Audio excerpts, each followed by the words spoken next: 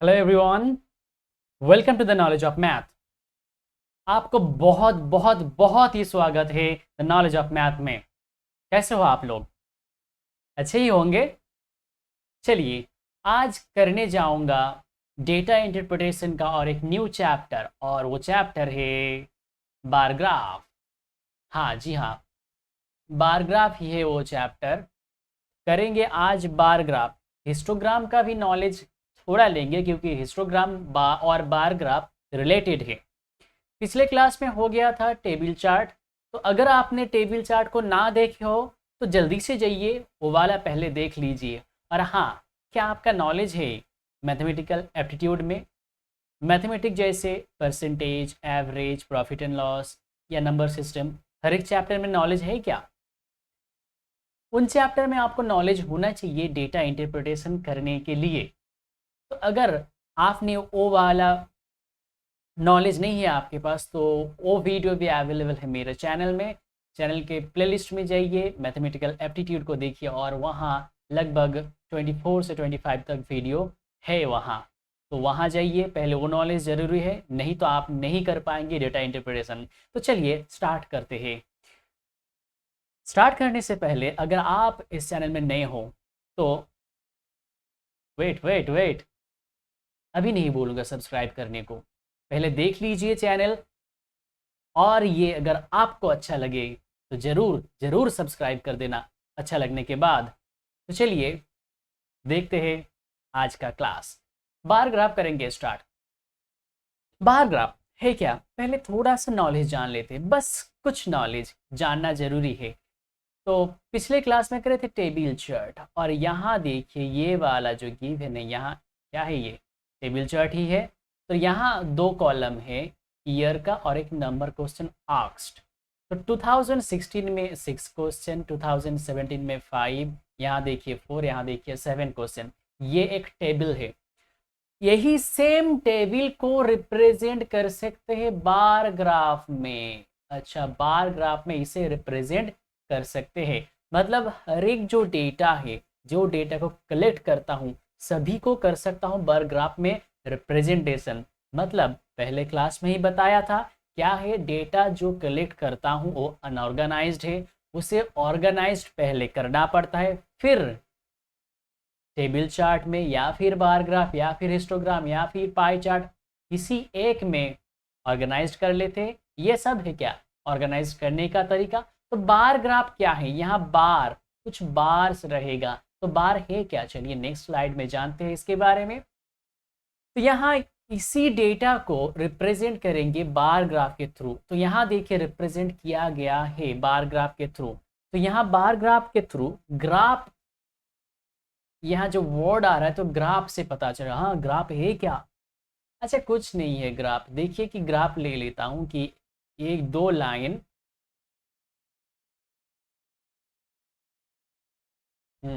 चलिए आ गया है कि दो लाइन, परपेंडिकुलर लाइन। तो पहले तो ये एक लाइन और एक लाइन, अगर दो लाइन है तो दो लाइन बराबर कुछ लिया हूँ।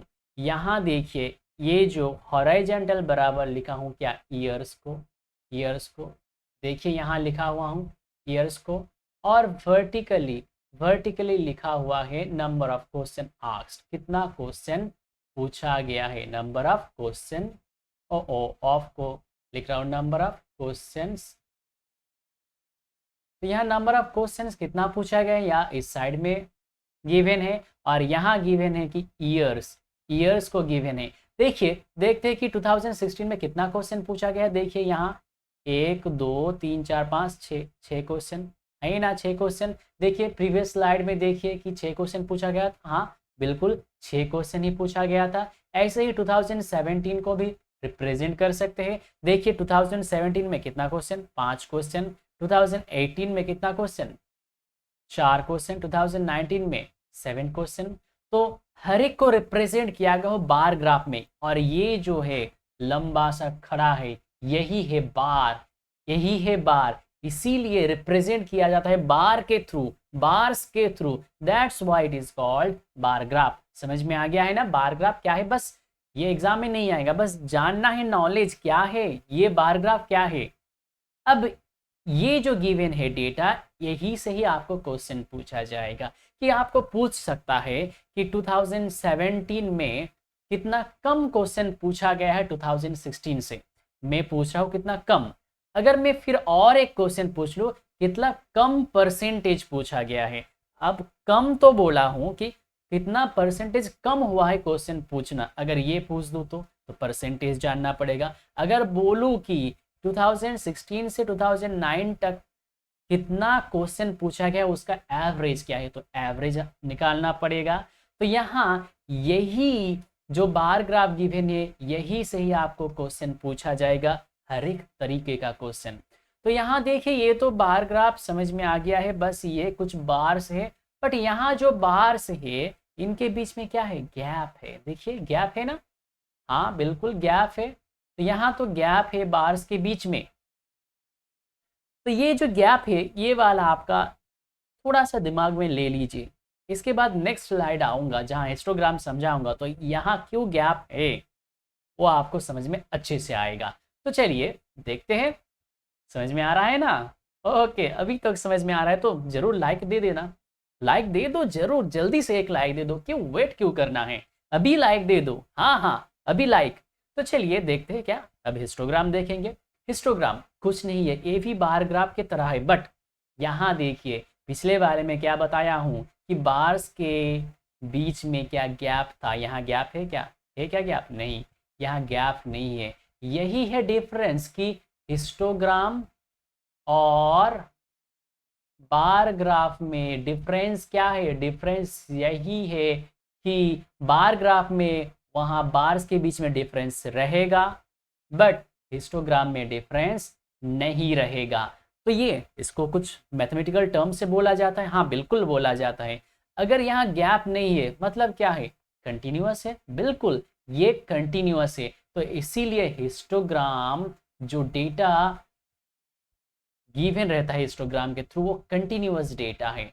अब कंटिन्यूअस डेटा क्या है, कंटिन्यूअस डेटा वो अब क्या है, हाँ, तो अगर देखिए यहाँ देखिए 10 से 15, 10 से 15, तो ये जो बार है 10 टू 15 का है। अब नेक्स्ट बार देखिए 15 टू 20 का है। अब नेक्स्ट बार देखिए 20 टू 25 है। मतलब देखिए पिछले वाले में जहाँ खत्म हुआ, नेक्स्ट वाले में वही से शुरू हुआ है। मतलब 10 टू 15, अब देखिए 15 टू 20, तो यहाँ कुछ गैप नहीं है। तो 20 टू 25 और फिर 25 टू 30।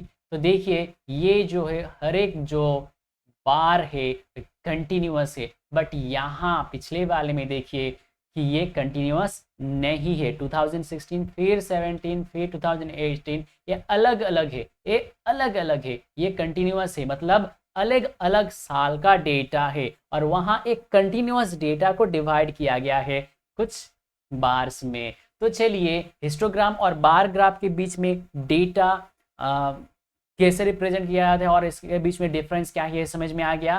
तो हिस्टोग्राम है क्या, कंटिन्यूअस, और बार ग्राफ है क्या, डिस्क्रीट डेटा रिप्रेजेंट करता है। वहाँ गैप है, जब गैप रहेगा तो डिस्क्रीट होगा, और गैप नहीं रहेगा तो कंटिन्यूअस होगा। बस यही जानना है और कुछ नहीं है। नॉलेज मिल गया है। अब नॉलेज जानना जरूरी है, क्योंकि आपको पता रहना चाहिए कि आप कौन से टॉपिक के ऊपर कैलकुलेशन कर रहे हैं। ओके, तो अब जानते हैं कि बार ग्राफ हिस्टोग्राम के बीच में डिफरेंस पता चल गया। अब कुछ क्वेश्चन प्रैक्टिस करेंगे इसका बार ग्राफ से।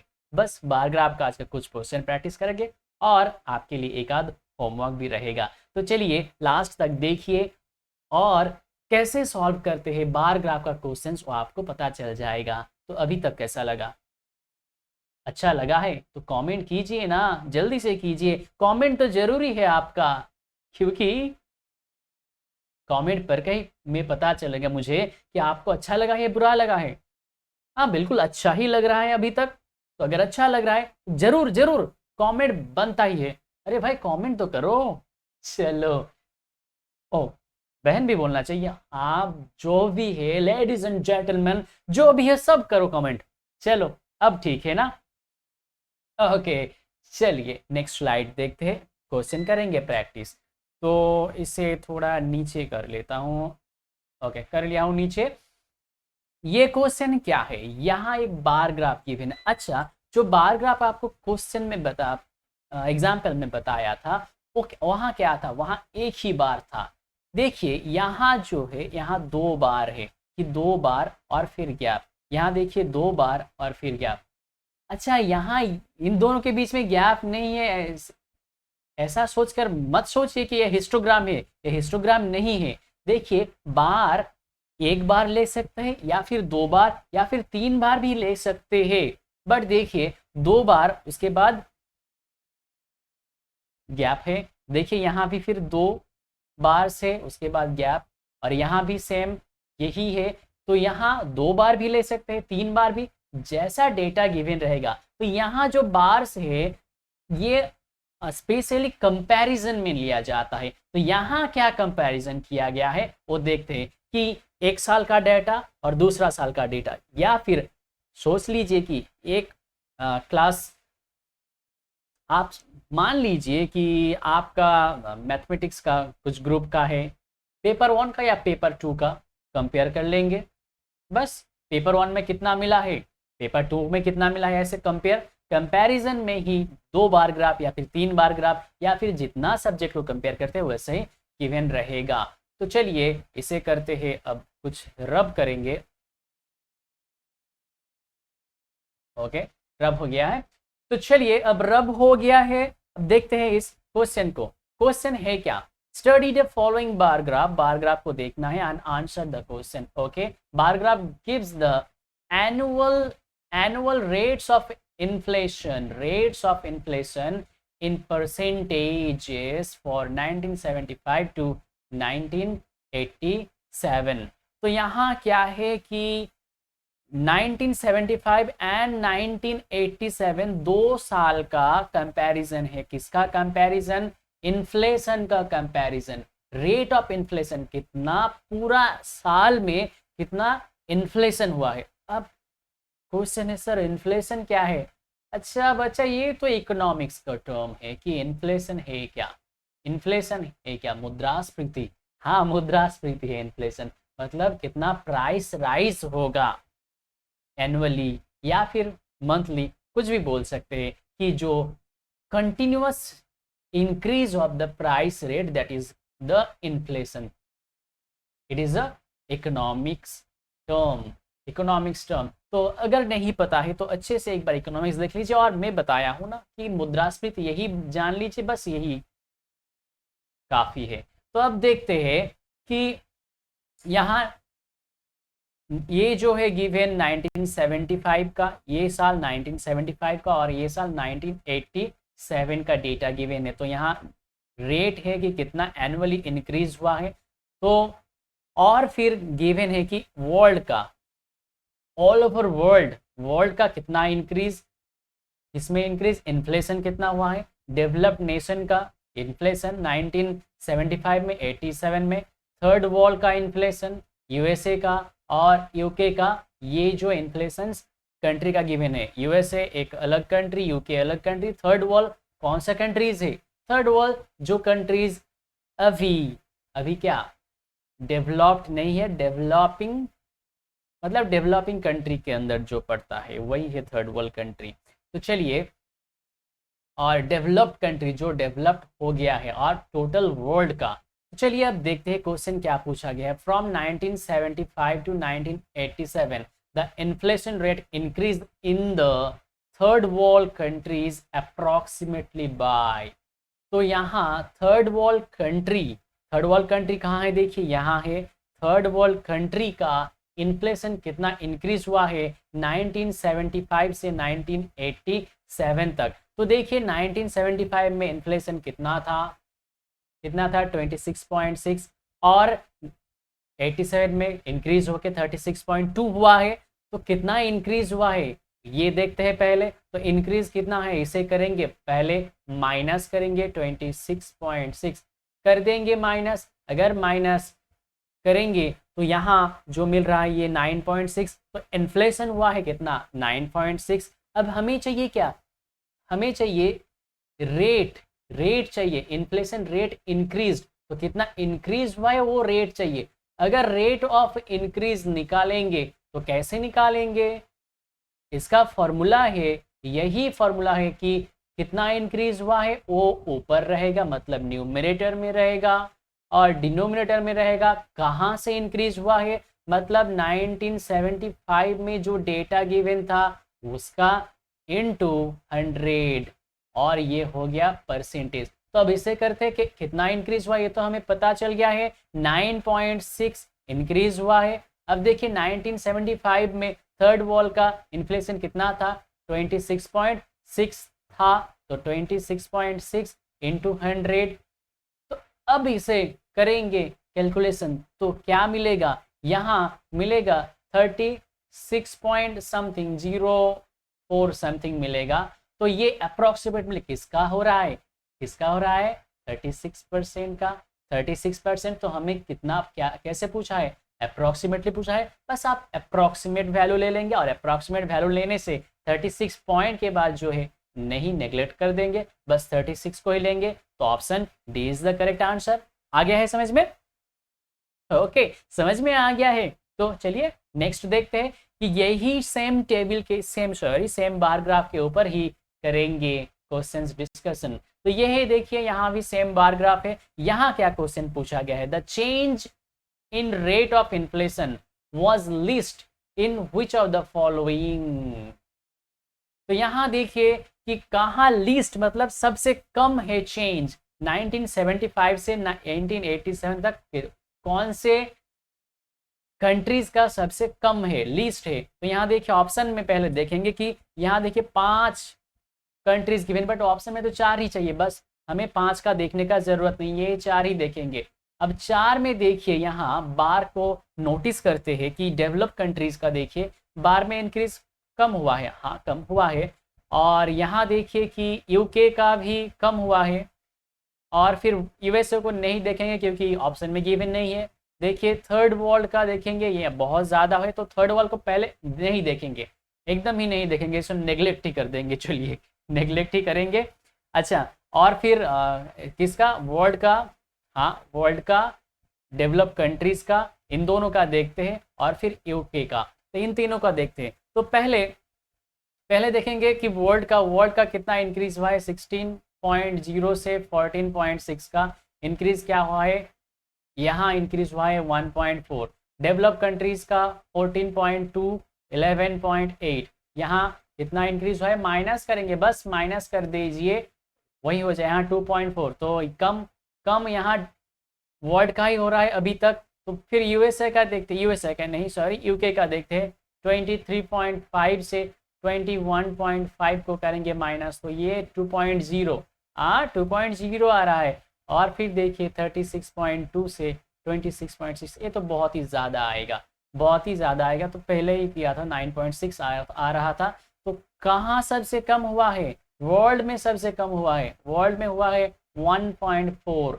तो 1.4 इन्फ्लेशन हुआ है कहाँ, कि change in the rate of inflation, change in the rate of inflation सबसे कम हुआ है वर्ल्ड में।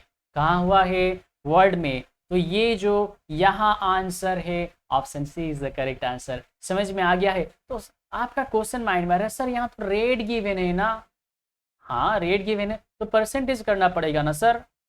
नहीं, क्योंकि यही तो है क्या, देखिए यहाँ तो रेट्स ही गिवन है, ये जो सारा है सभी रेट्स, एनुअल रेट्स, तो एनुअल रेट्स गिवन है, दैट्स व्हाई यहाँ रेट ऑफ इन्फ्लेशन बोला गया है। समझ में आ रहा है ना? तो यहाँ ऑप्शन सी राइट आंसर। चलिए फिर नेक्स्ट क्वेश्चन देखते हैं।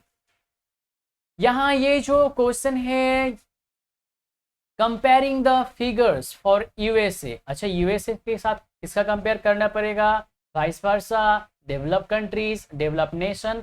तो यूएसए और देखेंगे डेवलप नेशन को, और यहाँ इन चारों ऑप्शन में से कौन सा ऑप्शन राइट होगा ये देखेंगे। तो यहाँ है बेटर कंट्रोल, तो बेटर कंट्रोल किसने किया है यही देखेंगे कि कौन बेटर कंट्रोल इन्फ्लेशन को किया है, मतलब किसका इन्फ्लेशन कम है, इन्फ्लेशन इंक्रीज रेट। तो इंक्रीज रेट देखना पड़ेगा, पहले तो डेवलप कंट्रीज का इंक्रीज रेट देखते हैं कि डेवलप कंट्रीज का इंक्रीज रेट देखेंगे। तो यहाँ जो मिल रहा है ये 2.4 इंक्रीज हुआ था, रेट निकालेंगे तो अगर इंक्रीज रेट निकालेंगे कि 1975 से 1987 में इंक्रीज रेट कितना है, तो जो इंक्रीज हुआ है ओ, और नीचे क्या होगा, पहले जितना था, तो पहले 11.8 था, तो 11.8 इंटू 100 ये कर देंगे तो मिलेगा क्या? तो मिलेगा 20.34%। तो ये किसका मिल रहा है? ये डेवलप्ड कंट्री का। किसका? Developed country. Okay, develop country का ये मिल गया है। Okay, very good. तो अब देखते हैं कि यूएसए का इंक्रीज क्या है। यूएसए का पहले इंक्रीज रेट निकालते हैं कि ये जो इंक्रीज है ये है यूएसए का 2.4। यहाँ भी देखिए 2.4 ही इंक्रीज हुआ है। तो अगर ये 2.4 को देख कर करेंगे तो दोनों तो सेम ही आ रहा है, तो यहाँ सेम नहीं निकालेंगे, बस रेट निकालना है कि कितना इंक्रीज हुआ है रेट में, वो देखेंगे। तो पहले क्या था 10.3 को नीचे लिख देते हैं और इंटू 100 करेंगे, तो ये वाला कैलकुलेशन करने के बाद आंसर आएगा 23.30%। तो देखिए किसका कम हुआ है इन्फ्लेशन इंक्रीज, कम जिसका हुआ है वही होगा क्या। ओए कलर आ जाओ, कलर आ गया है, कौन सा कलर लूँ? चलो ग्रीन कलर ले लेता हूँ। तो ये जो है कम हुआ है किसका? कम हुआ है डेवलप्ड कंट्रीज का। तो ऑप्शन कौन सा देंगे कि option B, developed nations had better control on inflation. Developed nation का इन्फ्लेशन के ऊपर ज़्यादा कंट्रोल है क्योंकि उसका कम इंक्रीज हुआ है इन्फ्लेशन रेट में, बट यूएसए का ज़्यादा हुआ है। समझ में आ गया है ना? चलिए देखते हैं नेक्स्ट क्वेश्चन। अच्छा चलिए ये वाला क्वेश्चन आपके लिए छोड़ देता हूँ, ये आपके लिए होमवर्क है। समझा देते हैं कि ये होमवर्क है तो समझा देंगे कि इन द ईयर 1987, तो 1987 को ओनली देखना है, बाकी नीचे वाला ये नहीं देखना, शेडेड एरिया इसको देखना है। किसका है? इसका थर्ड वर्ल्ड कंट्रीज। अच्छा, third world the inflation rate third world countries vice versa world jumped approximately. अच्छा, तो वर्ल्ड का और थर्ड वर्ल्ड कंट्री का ये जो 1987 में इन्फ्लेशन रेट है, तो यहाँ से यहाँ जंप्ड हुआ है, कितना ज़्यादा जंप्ड हुआ है उसका परसेंटेज चाहिए आपको। मतलब ये 16 से हुआ है क्या? 36.2। तो 16 से इंक्रीज होके 36.2 हुआ है, तो कितना परसेंटेज इंक्रीज हुआ है यही चाहिए आपको ढूंढने को। तो ये वाला आपके लिए होमवर्क है, आशा करता हूँ सभी लोग कर पाएंगे। तो अगर परसेंटेज का नहीं पता है फॉर्मूला क्या है, परसेंटेज का फॉर्मूला ये इंक्रीज रेट निकालने का, तो परसेंटेज चैप्टर को एक बार देख लीजिए, जरूर देख लीजिए, तो आपका नॉलेज इंक्रीज तो होगा ही, और जो डाउट होगा, वो डाउट रहेगा, वो सब क्लियर हो जाएगा। ओके, तो चलिए अब देखते हैं नेक्स्ट क्वेश्चन। और ये आज का, अच्छा ये हिस्टोग्राम का आ गया है, तो ये यही तक ही। तो अगर ये वाला होमवर्क है आपके लिए, ये वाला होमवर्क जरूर कीजिए और इसका आंसर कमेंट बॉक्स में लिख लीजिए, सेंड कीजिए मुझको, और फिर नेक्स्ट क्लास में ज़रूर मिलेंगे। और आपको हर वक्त का बताना है कैसा लगा है आपको, बोलिए अच्छा लगा है ना? तो अगर अच्छा लगा है तो क्या कीजिए, आपको क्या करना है,